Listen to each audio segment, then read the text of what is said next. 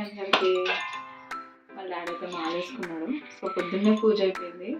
స్వామి అయితే వచ్చిండు. మార్నింగ్ అయితే సతాయిస్తుందండి. ఇడ్లీ అయితే చేస్తున్నాను.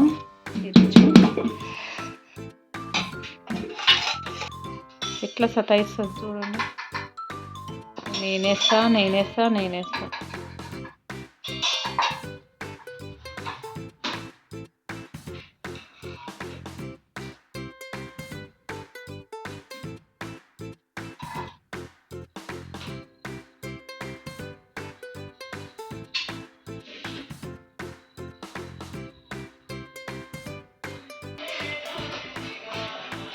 యశ్ ఏం చేస్తున్నావు? పాలు తాగుతున్నావా?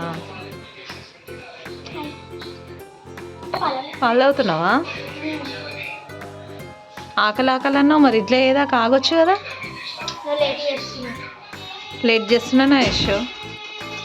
మీ పిల్లలు కూడా ఇట్లనే సతాయిస్తారా అన్న ఇంట్లో?